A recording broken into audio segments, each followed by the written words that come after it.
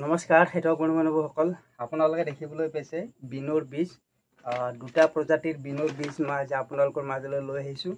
এইটো হৈছে কৃষি কল্যাণ কোম্পানীৰ অনুপম আৰু এইটো হৈছে আপোনাৰ পাৰিপচা চিডৰ চাংহাৰী বিনৰ বীজ।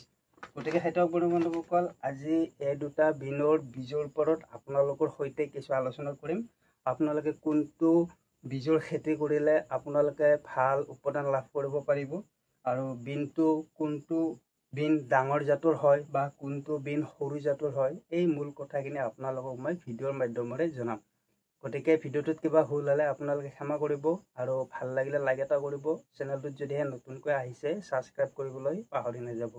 বলক তেন্তে মূল কথালৈ আগবাঢ়ো। বন্ধু বান্ধৱীসকল, প্ৰথম কথা হ'ল বিনৰ খেতি কৰাৰ আগত আমি বৰ্তমান সময়ত বিন বীজ দিয়াৰ উপযুক্ত সময় হোৱা নাই, কাৰণ যিহেতু যথেষ্ট গৰম আছে।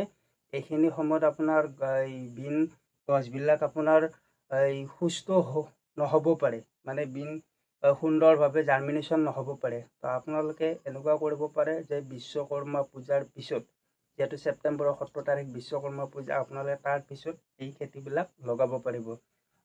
গৰমত মানে বিন খেতি সিমান ভাল নহয়। আপোনাৰ বেছি গৰমো নালাগে, বেছি ঠাণ্ডাও নালাগে, এনেকুৱা আপোনাৰ বতৰত বিন খেতি ভাল হয়।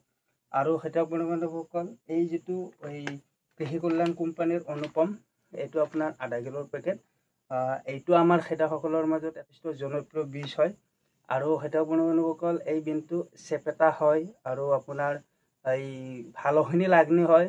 আপোনালোকে এই গছৰ পৰা ভাল উৎপাদন লাভ কৰিব। কিন্তু আপোনালোকে যদিহে থপনা ধৰি আপোনাৰ এটা থপনা 3-4 ডাল 5 ডাল এনেকৈ ওলমি থকা সৰু জাতৰ বিনৰ খেতি কৰিব বিচাৰে, তেতিয়াহ'লে আপোনালোকে এই পাৰিপচা চিডৰ এই বিনটোৰ খেতি কৰিব পাৰে।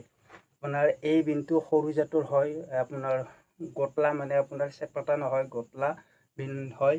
আৰু আপোনাৰ এটা থপনাত যেনেকৈ আপোনালোকে পিকচাৰত দেখিবলৈ পাইছে, এনেকৈ আপোনাৰ 5-4 ডাল এনেকৈ ওলমি লাগি থাকে আৰু উৎপাদন যথেষ্টখিনি হয়। আপোনালোকে 3-4 বাৰ ইয়াৰ গছৰ পৰা ফল ছিঙিব পাৰিব খেতিয়ক বন্ধু বান্ধৱীসকল। গতিকে আপোনালোকে যদিহে ব্যৱসায়ী ভিত্তিত খেতি কৰে, তেতিয়াহ'লে আপোনালোকে অধিক উৎপাদন পাব পৰা এই পাৰিপচা চিডৰ বিনটোৰ খেতি কৰিব পাৰে আৰু এই অনুপম এই বিনটোৰো খেতি কৰিব পাৰে। এইটো অলপ চেপেটা চাইজৰ হয়, অলপ বিনটো ডাঙৰ হয়, আৰু এইটো সৰু সৰু হয়, আপোনাৰ বিনটো গতলা হয়। আৰু খেতিয়ক বন্ধু বান্ধৱীসকল, দুটা আপোনাৰ 500 গ্ৰামৰ পেকেট। ইয়াৰ দাম অলপ বেছি ল'ব পাৰিপচাৰ আৰু কৃষি কল্যাণ কোম্পানীৰ এই বিনটোৰ বীজৰ 0.5 কেজিৰ পেকেট এটাৰ দাম ইয়াতকৈ আপোনাৰ কম ল'ব। গতিকে খেতিয়ক বন্ধু বান্ধৱীসকল, বিনৰ বীজটো আহোঁতো দোকানত আহি গ'ল, কিন্তু যিহেতু এতিয়া উপযুক্ত সময় হোৱা নাই, সেইবাবে আপোনালোকে এইখিনি সময়ত খেতি নকৰি আৰু কেইদিনমান ৰখি বিশ্বকৰ্মাৰ পিছৰ পৰা আপোনালোকে এইবিলাক বিন, কবি, এইবিলাক বিলাহী, জলকীয়া, বেঙেনা এইবিলাক খেতি লগোৱা আৰম্ভ কৰি দিব পাৰে। গতিকে খেতিয়ক বন্ধু বান্ধৱীসকল, আশা কৰোঁ আপোনালোকে এই ভিডিঅ'টো চাই নিশ্চয় কিছু ভাল পালে। যদিহে ভাল পালে তেতিয়াহ'লে এটা লাইক কৰিব, চেনেলটোত নতুনকৈ আহিছে যদি ছাবস্ক্ৰাইব কৰিব। কথাখিনিত যদি কিবা ভুল হৈছে আপোনালোকে ক্ষমাদান কৰিব। ধন্যবাদ। জয় অসম।